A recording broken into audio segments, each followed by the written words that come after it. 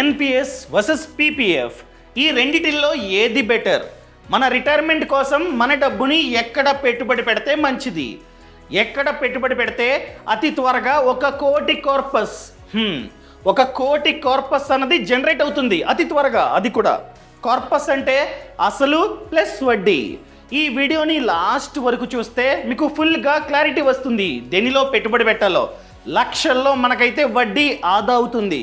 So ఈ వీడియోని last వరకు చూడండి. అంతేకాకుండా ఇంతవరకు ఈ ఛానల్ని సబ్స్క్రైబ్ చేసుకోకపోతే ఇప్పుడే సబ్స్క్రైబ్ చేసుకోండి. నేను మీ కౌశిక్ మరిడి. ముందుగా పీపీఎఫ్ అనగా పబ్లిక్ ప్రావిడెంట్ ఫండ్.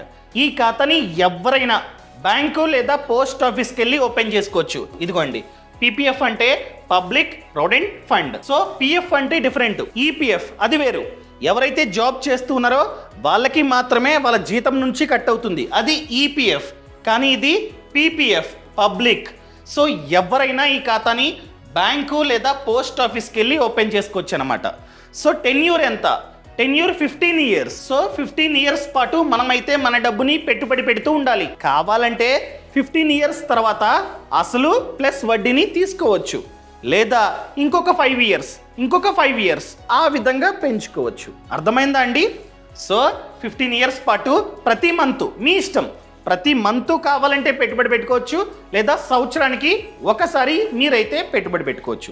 ఇలా పెట్టుబడి పెడుతూ ఉన్నారు. 15 ఇయర్స్ కంప్లీట్ అయింది. సో ఫర్ ఎగ్జాంపుల్ మీరు కనుక స్టేట్ బ్యాంక్ ఆఫ్ ఇండియాలో ఈ ఖాతాని ఓపెన్ చేస్తే స్టేట్ బ్యాంక్ ఆఫ్ ఇండియాకి వెళ్తే డబ్బంతా ఇస్తారు. కావాలంటే తీసుకోవచ్చు, లేదా ఇంకొక 5 ఇయర్స్ పెంచండి అని చెప్తే ఫామ్ ఇస్తారు. ఫామ్ని ఫిలప్ చేస్తే చాలు 5 ఇయర్స్ టెన్యూర్ పెరుగుతుంది. అలా 5 ఇయర్స్ మీరైతే పెంచుకోవచ్చు. క్లియర్? అర్థమైందండి? సో మినిమం పెట్టుబడి ఎంత? సంవత్సరానికి జస్ట్ 500. సో అది కూడా ఫర్ ఎగ్జాంపుల్ మీరు కనుక స్టేట్ బ్యాంక్ ఆఫ్ ఇండియాలో ఈ ఖాతాని ఓపెన్ చేస్తే వాళ్ళది యాప్ ఉంటుంది, లేదా ఇంటర్నెట్ బ్యాంకింగ్, దాని ద్వారా మీరైతే పెట్టుబడి పెట్టుకోవచ్చు. అదేవిధంగా మ్యాక్స్, సంవత్సరానికి మ్యాక్స్ వచ్చేసి 1,50,000 1,50,000. ఎన్నిసార్లు కావాలంటే అన్నిసార్లు డిపాజిట్ చేసుకుంటూ ఉండండి ఇంటర్నెట్ బ్యాంకింగ్ ఓపెన్ చేసి. కానీ సంవత్సరానికి 1,50,000 మ్యాక్స్, అంతకు మించి మీరైతే పెట్టుబడి పెట్టలేరు. అదేవిధంగా ట్యాక్స్ బెనిఫిట్ సెక్షన్ 80C వర్తిస్తుంది. సో మ్యాక్స్ టు మ్యాక్స్ ఒక సంవత్సరానికి 1,50,000 మీరైతే ట్యాక్స్ ఎగ్జామ్షన్ బెనిఫిట్ని పొందవచ్చు. అర్థమైందండి? సో ట్యాక్స్ బెనిఫిట్ కూడా ఉంది. మీకు డౌట్ వచ్చే ఉంటుంది, బాగానే చెప్తున్నారు, 15 ఇయర్స్ పాటు మేమైతే పెట్టుబడి పెడుతూ ఉంటాం, మిడిల్లో మాకేదైనా జరిగి మేము చనిపోతే ఎలా? సింపుల్, అప్లికేషన్ ఫామ్ ఫిలప్ చేసే టైంలోనే నామినీ సమాచారాన్ని కూడా మీరైతే ఇస్తారు. సో ఏదైనా జరిగితే నామినీకి ఎంతైతే అసలు ప్లస్ వడ్డీ ఉందో అంతా వెళ్తుంది. అదేవిధంగా వడ్డీ ఎంత? ప్రెజెంట్ వడ్డీ చూసుకున్నట్లయితే 7.1%. అది కూడా ఎవ్రీ క్వార్టర్ కాంపౌండ్ అవుతూ ఉంటుంది, వడ్డీ మీద వడ్డీ జనరేట్ అవుతూ ఉంటుందన్నమాట. సో సంవత్సరానికి 7.1%. అదేవిధంగా ఇది ప్రభుత్వ స్కీమ్. ఎంతైతే డబ్బుని పెట్టుబడి పెడుతూ ఉన్నామో అదంతా 100% safe. Clear? So NPS, PPF రెండిటిల్లో ఏది సేఫ్ అని అడిగితే నేను చెప్పేది పీపీఎఫ్. సో ఎంత డబ్బుని పెట్టుబడి పెడితే ఎంత వడ్డీ మనకి జనరేట్ అవుతుందో మనమైతే చూద్దాం. అదేవిధంగా కోటి రూపాయలు మనకి రావాలంటే ఎలా, ఎంత కాలం పడుతుంది, ఎన్ని ఇయర్స్ పాటు మనమైతే పెట్టుబడి పెట్టాలి చూద్దాం. సో గూగుల్ ఓపెన్ చేసి పీపీఎఫ్ క్యాల్కులేటర్ కొట్టా, ఇది ఓపెన్ చేద్దాం. సో ఇయర్కి ఎంత? Max to max 1,50,000. అదే మనమైతే ఎంటర్ చేద్దాం. ఓకేనా? ఎన్ని ఇయర్స్? నార్మల్గా 15 ఇయర్స్. మనం కావాలంటే పెంచుకోవచ్చు, చెప్పాను కదా, నార్మల్గా 15 ఇయర్స్ కాబట్టి అదే చూద్దాం. అండ్ వడ్డీ 7.1. ఈ విధంగా ఎవ్రీ ఇయర్ మీరు కనుక 1,50,000 15 ఇయర్స్ పాటు పెట్టుబడి పెడితే మనం టోటల్గా పెట్టుబడి పెట్టేది 22,50,000. మనకి జనరేట్ అయ్యే వడ్డీ చూసుకున్నట్లయితే 18,18,000. అసలు ప్లస్ వడ్డీ అంతా కలిపి 40 lakhs. సో మనం కావాలంటే పెంచుకోవచ్చు. మనం రిటైర్మెంట్ కోసం మాట్లాడుకుంటూ ఉన్నాం. రిటైర్మెంట్ ఎప్పుడవుతాం? ఎప్పుడైతే మనకి 60 ఇయర్స్ వస్తాయో అప్పుడు మనమైతే రిటైర్మెంట్ అవుతాం. ఫర్ ఎగ్జాంపుల్ మీకు ఇంకా టైం ఉంది, సో మీరు 15 ఇయర్స్ తర్వాత ఈ డబ్బుని తీసుకోకుండా అప్లికేషన్ ఫామ్ ఇచ్చి పెంచుకుంటూ ఉన్నారు. ఈ విధంగా 5 ఇయర్స్ మీరు కనుక పెంచుకుంటున్నట్లయితే, ఫర్ ఎగ్జాంపుల్ ఒక 5 ఇయర్స్ పెంచారు, అంటే 20 ఇయర్స్. మీరు కనుక టోటల్గా 20 ఇయర్స్ పెట్టుబడి పెడితే మీకు టోటల్గా వచ్చేది 66 lakhs. ఇంకొక 5 ఇయర్స్ పెంచారు. ఎంత? 1 కోటి. సో మనకి పీపీఎఫ్లో 1 కోటి కార్పస్ అంటే అసలు ప్లస్ వడ్డీ, 1 కోటి కార్పస్ అన్నది జనరేట్ అవ్వాలంటే మనం టోటల్గా 25 ఇయర్స్ పెట్టుబడి పెట్టాలి. అర్థమైందా అండి? సో 25 ఇయర్స్ మనం సంవత్సరానికి 1,50,000 పెట్టుబడి పెడితే అప్పుడు మాత్రమే మనకి 1 కోటి కార్పస్ అన్నది జనరేట్ అవుతుంది, రిటైర్మెంట్ అవ్వచ్చు. ఇప్పుడు మెయిన్ థింగ్ ఎన్పిఎస్ని కంపేర్ చేద్దాం. ఖచ్చితంగా ఎన్పిఎస్లో ఎక్కువ రిటర్న్ అనగా ఎక్కువ కార్పస్ అన్నది జనరేట్ అవుతుంది. మనం కనుక 25 ఇయర్స్ పాటు సేమ్ అమౌంట్ 1,50,000 మనం కనుక 25 ఇయర్స్ పాటు పెట్టుబడి పెడితే మనకి చాలా అంటే చాలా ఎక్కువగా కార్పస్ అన్నది జనరేట్ అవుతుంది. అది కూడా మనమైతే ప్రాక్టికల్గా చూద్దాం. సో ఇప్పుడు మనం ఎన్పిఎస్ గురించి మాట్లాడుకుందాం. పీపీఎఫ్ సేఫ్, కానీ ఎన్పిఎస్ సేఫా? డిపెండ్స్ అపాన్ మార్కెట్కి లింక్ అయి ఉంటుంది కాబట్టి ఎక్కువ రిటర్న్స్ మనకైతే వస్తూ ఉంటాయి. అసలు ఎన్పిఎస్ అంటున్నారు. ఎన్పిఎస్ అంటే ఏంటి? సింపుల్ అండి, నేషనల్ పెన్షన్ స్కీమ్. ఇది కూడా ప్రభుత్వ స్కీమే, కాకపోతే ఇక్కడ ఫండ్ మేనేజర్ ఉంటాడు. ఆ ఫండ్ మేనేజర్ మన డబ్బుని మేనేజ్ చేస్తూ ఉంటాడు అనమాట. అర్థమైందా అండి? ఇది ఎలా వర్క్ అవుతుందంటే, మనం ఇప్పుడు బ్రతుకుతూ ఉన్నాం, మంచిగా జీతం వస్తూ ఉంది, వ్యాపారం చేస్తూ ఉన్నాం, డబ్బు వస్తుంది, ఆరాంగా ఉంది జీవితం. వన్స్ మనకి 60 ఇయర్స్ వచ్చిన తర్వాత అనగా మనం రిటైర్మెంట్ అయిపోయిన తర్వాత ఎలా మనం సంపాదించాం డబ్బు ఎలా అంటే ఇలాంటి వాటిల్లో మనమైతే ప్లాన్ చేసుకోవాలి. ఎప్పటి నుంచి? ఇప్పటి నుంచే. మనకి ఎంతైతే జీతం వస్తుందో దానిలో కాస్త డబ్బు ఇలాంటి స్కీమ్స్లో పెట్టుబడి పెడితే మనకి రిటైర్మెంట్ ఏజ్ వచ్చిన తర్వాత పెన్షన్ వస్తూ ఉంటుందన్నమాట. ఇది ఎలా వర్క్ అవుతుందంటే, మనకి 60 ఇయర్స్ 60 సంవత్సరాలు వచ్చేంత వరకు పెట్టుబడి పెడుతూ ఉంటాం. కావాలంటే మంత్లీ, ఇయర్లీ సేమ్ పీపీఎఫ్ లాగా పెట్టుబడి పెడుతూ ఉంటాం. మనకి 60 ఇయర్స్ రాగానే ఎంతైతే కార్పస్ అనగా అసలు ప్లస్ వడ్డీ ఎంతైతే జనరేట్ అవుతుందో దానిలో 60% మనకి ఒకేసారి ఇచ్చేస్తారు.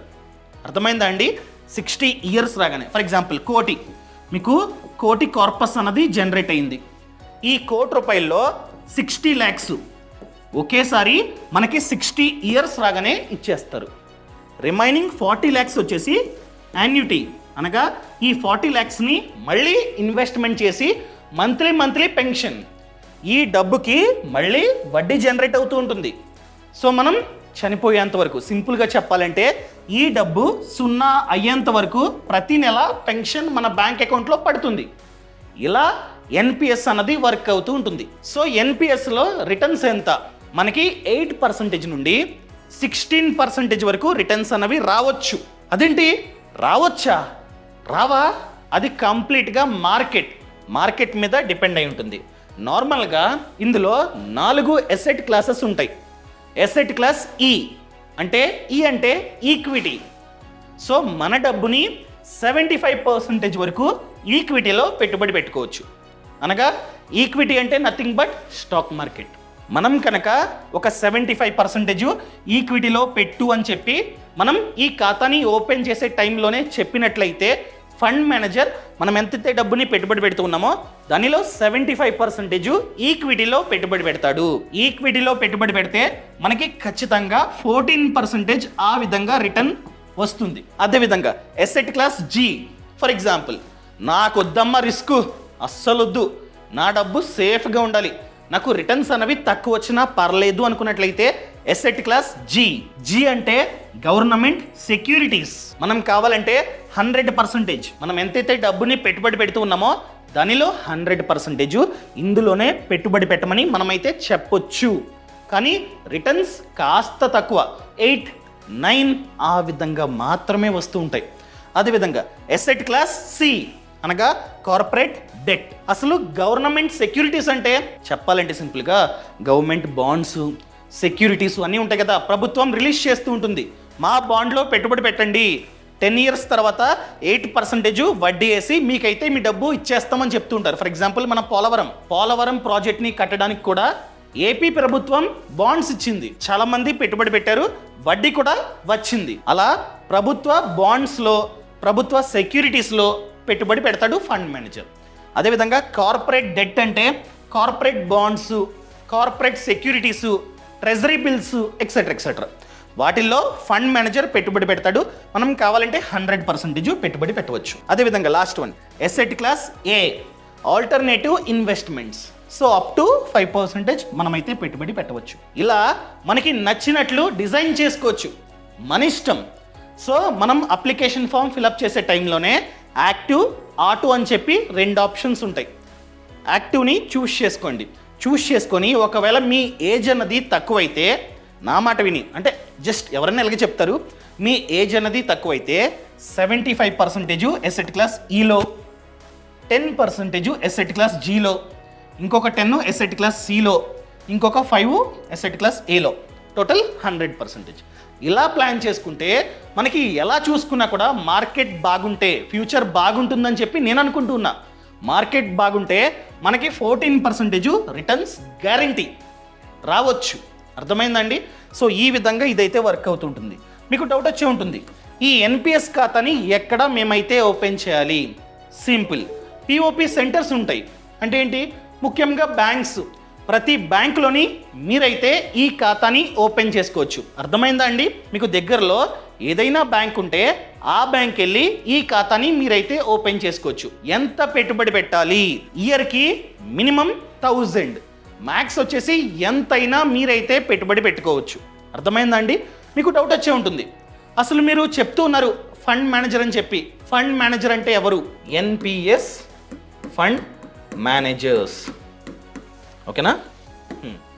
వీళ్ళు ఎన్పిఎస్ ఫండ్ మేనేజర్స్. ఇదిగోండి, Aditya Birla Sun Life pension management, అదేవిధంగా Axis pension fund management, HDFC pension fund management, వీళ్ళనమాట. వీళ్ళల్లో ఎవరొకరిని అప్లికేషన్ ఫామ్ ఫిలప్ చేసే టైంలోనే చూస్ చేసుకోవాలి. అసలు వీళ్ళల్లో ఎవరు మంచి వాళ్ళు, ఎవరు ఎక్కువ రిటర్న్స్ని జనరేట్ చేస్తారు, ఎలా ఫైండ్ అవుట్ చేయాలి నేను అది కూడా చెప్తా. ప్రతిదీ గూగులే. ఓకేనా? ఎన్పిఎస్ ఫండ్ మేనేజర్ పర్ఫార్మెన్స్ అని కొట్టండి. సో ఇక్కడే కనిపిస్తుంది ఎన్పిఎస్ది. ఇక్కడ మీరైతే చూసుకోవచ్చు అనమాట. 10 years, అది కూడా టైర్ 1. సో 2 ఉంటాయి, టైర్ 1, టైర్ 2. టైర్ 1 అంటే ప్రతి ఒక్కరూ ఓపెన్ చేసేది టైర్ 1. సో మీకు కావాలంటే ఇంకొక ఎక్స్ట్రా అకౌంట్ని కూడా ఓపెన్ చేసుకోవచ్చు, దాన్ని టైర్ 2 అంటాం. సో అది పెద్ద మ్యాటర్ కాదు, పెన్షన్ కోసం ఇదే. సో టైర్ 1, టైర్ 1 ఈ, ఎసెట్ క్లాస్ ఈ అంటే ఈక్విటీ. అర్థమైందా అండి? సో అప్ టు 75% మనమైతే పెట్టుబడి పెట్టుకోవచ్చు. సో లాస్ట్ 10 yearsలో ఏ కంపెనీ, ఇవన్నీ కంపెనీస్, ఫండ్ మేనేజర్స్, ఎవరు ఎక్కువ రిటర్న్ని జనరేట్ చేశారు? ఐ గెస్ ఇది హెచ్డిఎఫ్సి 14.71%ని జనరేట్ చేసింది. నేను చెప్తున్నా 14. అర్థమైందండి? సో ఈ ఫండ్ మేనేజర్ని మీరైతే చూస్ చేసుకోవచ్చు. అప్లికేషన్ ఫామ్లో టిక్ పెట్టవచ్చు. ఇలా వర్క్ అవుతుంటుందన్నమాట. వీళ్ళు మనకి 60 years వచ్చేంత వరకు మన డబ్బుని మేనేజ్ చేస్తూ ఉంటారనమాట. ఎసెట్ క్లాస్ ఈ కాబట్టి ఎక్కువ డబ్బుని ఈక్విటీ మార్కెట్లో పెడుతూ ఉంటారు. సో రిటర్న్స్ ఈ విధంగా వస్తూ ఉంటాయి. ఆల్రెడీ మనం డిస్కస్ చేసాం. ఎసెట్ క్లాస్ జీ అంటే గవర్నమెంట్ సెక్యూరిటీస్, ఎంత? 8, అంతే. 8 to 9% మిడిల్లో ఉంది. అదే ఎసెట్ క్లాస్ సి ఎంత? ఇదిగోండి 8. అదేవిధంగా ఎసెట్ క్లాస్ ఏలో చాలా తక్కువ, ఇదిగోండి. సో నేను చెప్పేది ఏంటంటే ఎసెట్ క్లాస్ ఈలో ఎక్కువ డబ్బుని పెట్టుబడి పెట్టండి. మీకు టైం ఉంది కాబట్టి లాంగ్ రన్లో మంచి రిటర్న్స్ రావడానికి ఛాన్స్ ఉందన్నమాట. ఇప్పుడు డైరెక్ట్గా ఎన్పిఎస్ క్యాలిక్యులేటర్ కొడదాం. ఓకేనా? ఎన్పిఎస్ క్యాలిక్యులేటర్ నచ్చిన సైట్ని మీరైతే ఓపెన్ చేసుకోండి. నేను ఇది ఓపెన్ చేస్తున్నా. సో ఆల్రెడీ చెప్పా, ఎన్పిఎస్లో మన ఏజ్ బట్టి టెన్యూర్ ఉంటుంది. మనకి 60 years వచ్చేంత వరకు పెట్టుబడి పెడుతూ ఉంటాం. ఫర్ ఎగ్జాంపుల్ మీ ఏజ్ 35 అనుకుందాం. మీ ఏజ్ 35. సో మీ ఏజ్ అన్నది 35 అయితే ఎన్ని ఇయర్స్ పాటు మనం పెట్టుబడి పెట్టాలి? మనకి 60 years వచ్చేంత వరకు పెట్టుబడి పెట్టాలి. సో మీ ఏజ్ అన్నది 35 అయితే 60 years రావడానికి ఇంకా 25 years ఉంది. So 25 years tenure. ఎందుకంటే ఇక్కడ మనం 25 years పెట్టుబడి పెడితే మనకి కోటి కార్పస్ అనేది జనరేట్ అయింది. సో అదే 25 years అదే అమౌంట్ మనం ఎన్పిఎస్లో పెట్టుబడి పెడితే ఎంత కార్పస్ అనేది జనరేట్ అవుతుందో చూద్దాం. ఇక్కడ మనం సంవత్సరానికి 1,50,000. సో ఇక్కడ కూడా 1,50,000 ఎంటర్ చేద్దాం. ఇదిగోండి ఇయర్లీ ఎంత 1,50,000. అర్థమైందండి? సో ఇక్కడ టెన్యూర్ అన్నది మన ఏజ్ బట్టి డిపెండ్ అయి ఉంటుంది. ఇక్కడ రిటర్న్ ఎంత 14. 3 ఆప్షన్స్ ఉన్నాయి, అగ్రెసివ్, మోడరేట్, ఇవన్నీ ఉన్నాయి. సో అగ్రెసివ్ అంటే ఏంటి? ఇంతకు ముందే ఆల్రెడీ చెప్పా, మీరు ఫండ్ మేనేజర్ డబ్బుని ఎక్కడ పెట్టుబడి పెట్టాలో మీరే చూస్ చేసుకోవచ్చు అని చెప్పా. సో అప్లికేషన్ ఫామ్ ఇస్తారు కదా, ఈ అప్లికేషన్ ఫామ్లోనే క్లియర్గా ఉంటుంది asset class E, asset class G, asset class C, asset class A, ఎంత పర్సంటేజో మనమే మెన్షన్ చేయాలి. దాన్ని బట్టి ఫండ్ మేనేజర్ పెట్టుబడి పెడతాడు. సో ఎసెట్ క్లాస్ ఈ అనగా ఈక్విటీ, నాకు ఎక్కువ రిటర్న్స్ కావాలి అని చెప్పి మీరు కనుక ఇక్కడ 75%ని ఎంటర్ చేశారు, ఎందుకంటే max to max 75. And asset class జీలో 10, ఎసెట్ క్లాస్ సిలో 10, ఎసెట్ క్లాస్ ఏలో 5. ఈ విధంగా కనుక ఎంటర్ చేస్తే మీ డబ్బుని ఈ రకంగా 75, 10, 10, 5 ఈ విధంగా ఫండ్ మేనేజర్ పెట్టుబడి పెడతాడు.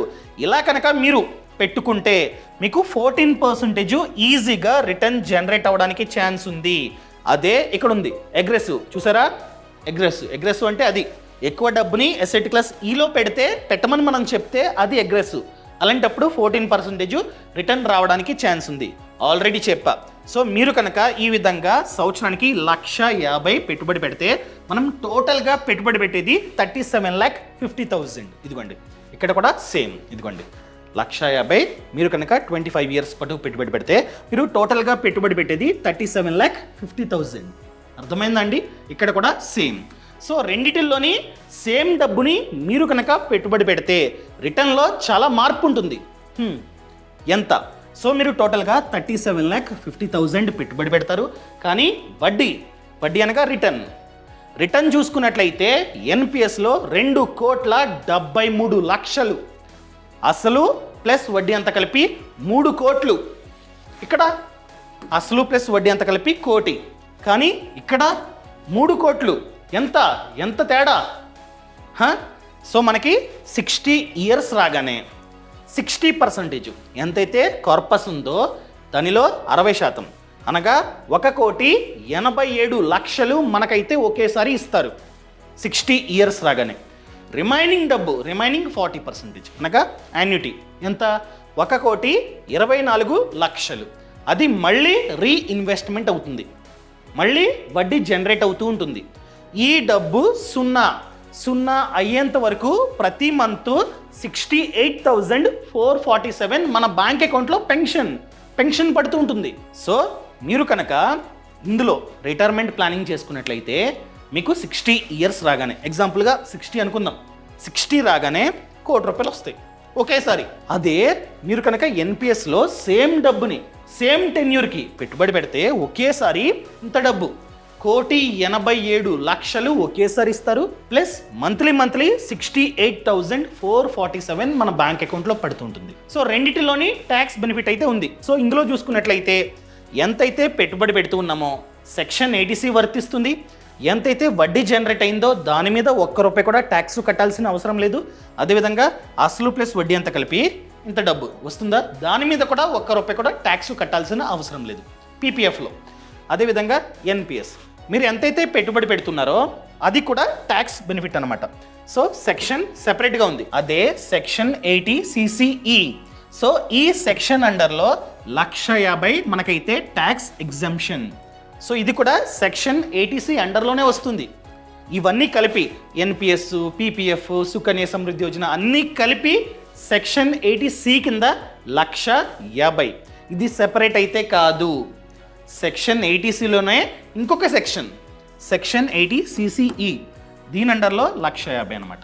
అర్థమైందండి? ఒకవేళ మీరు ఎందులోని పెట్టుబడి పెట్టలే, ఓన్లీ ఎన్పిఎస్లో పెట్టుబడి పెట్టారు, అలాంటప్పుడు సెక్షన్ 80C కింద, అనగా సెక్షన్ 80Cలో ఉన్నటువంటి సెక్షన్ 80CCE కింద 1,50,000 ట్యాక్స్ ఎగ్జంప్షన్ బెనిఫిట్ని పొందవచ్చు. ప్లస్ దానితో పాటు ఫర్ ఎగ్జాంపుల్ అన్నిటిలోని కలిపి ఆల్రెడీ 1,50,000 ఫిల్ అయిపోయింది.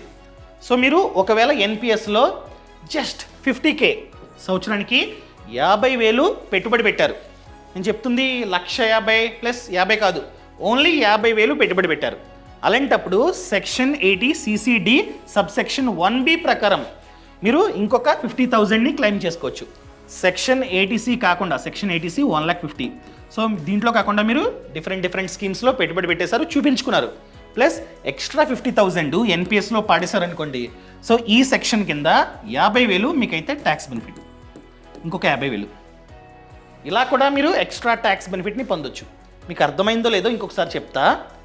సో సెక్షన్ 80Cలో మీరు ఎక్కడా పెట్టుబడి పెట్టాల, ఆ ఇన్వెస్ట్మెంట్ ఆప్షన్స్లో ఎక్కడా పెట్టుబడి పెట్టాల, ఓన్లీ ఇందులోనే పెట్టుబడి పెట్టారనుకోండి చూపించుకోవచ్చు.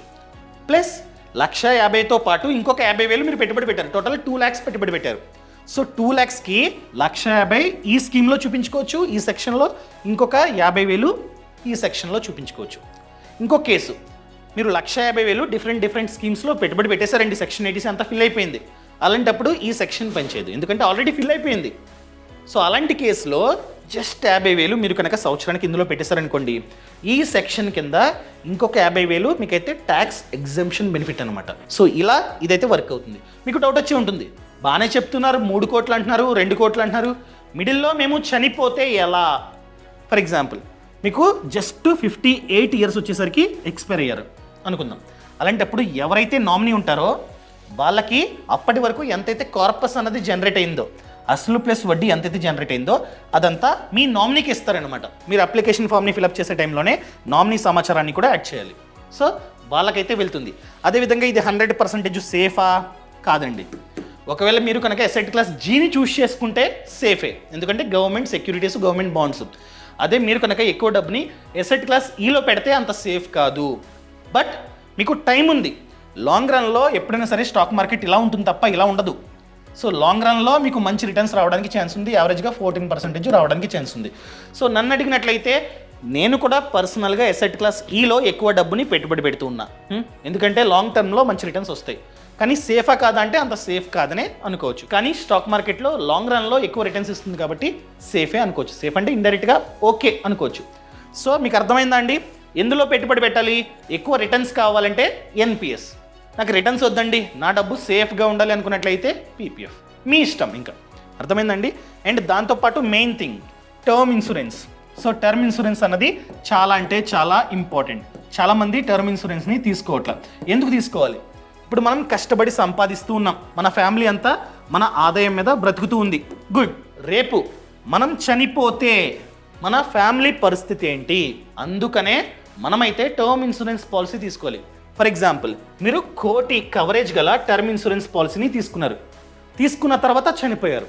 అలాంటప్పుడు ఇన్సూరెన్స్ కంపెనీ మీ ఫ్యామిలీకి 1 కోటి రూపాయలు ఇస్తుంది. సో మీరు లేకపోయినా కూడా మీ కుటుంబం ఆర్థికంగా ఇబ్బంది పడదు.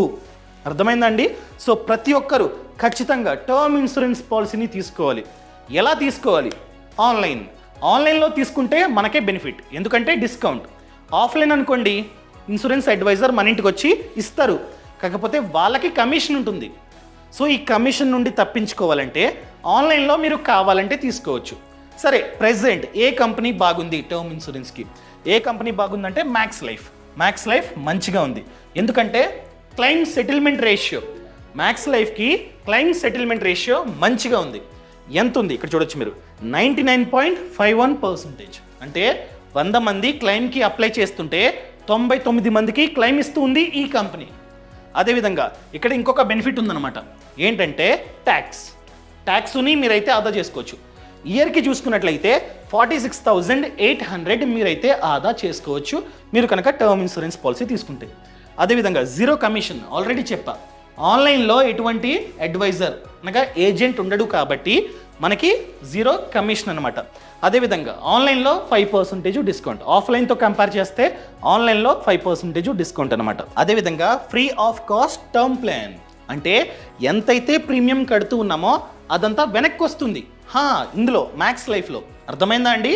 సో మనకి ఏదైనా జరిగితే 1 కోటి రూపాయలు మన కుటుంబానికి వెళ్తుంది. ఏం జరగలేదనుకోండి, ఎంతైతే టర్మ్ పెట్టుకున్నారో అంతవరకు ఏం జరగలేదనుకోండి, ఎంతైతే ప్రీమియం కడతారో అదంతా వెనక్కి వస్తుందన్నమాట. ఇది కూడా బెనిఫిట్. అదేవిధంగా ఉమెన్, ఒకవేళ మీరు కనుక ఉమెన్ అయితే మీకు 20% వరకు డిస్కౌంట్ ఉంది ప్రీమియంలో. ఎక్కడ? మ్యాక్స్ లైఫ్లో. ఇది మ్యాక్స్ లైఫ్.